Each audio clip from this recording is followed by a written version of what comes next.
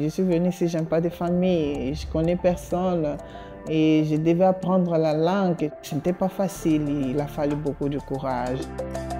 Подпомагайки лицата, които търсят закрила, по една или друга причина са избягали от техните страни на произход и не могат да се върнат там, ние подпомагаме и собственото си общество.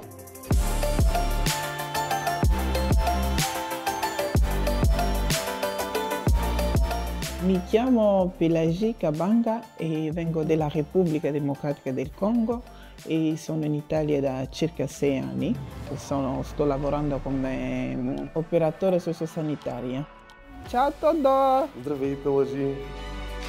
Аз съм адвокат Тодор Илиев от България, един от адвокатите в екипа на Център за правна помощ Глас България. C'est pas facile de trouver du travail, surtout que tu es étrangère et il faut que tu t'adaptes. Цялостната ни работа е свързана с съдействие на бежанци и мигранти. Голяма част от тях бягат заради непосредствен риск за живота им. Refuge Welcome m'a beaucoup aidé pour m'intégrer, pour arriver là où je suis, dans la maison où je vis, avec la famille avec laquelle je vis actuellement. Le fonctionnement d'une famille d'accueil, c'est une famille qui t'accueille, qui te prend en charge comme une personne qui fait partie de leur famille.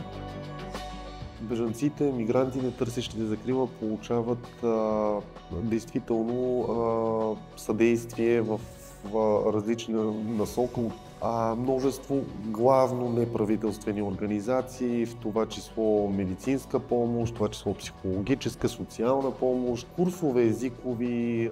Европейските политики следва да бъдат ориентирани именно в тази насока. Информираност, интеграция и наистина така балансиран подход към миграцията.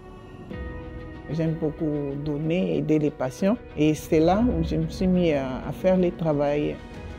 Работата ни е важна, защото с работата ни се променя човешки съдби, човешки живот. L'Italie, c'est mon pays d'accueil, c'est ma vie.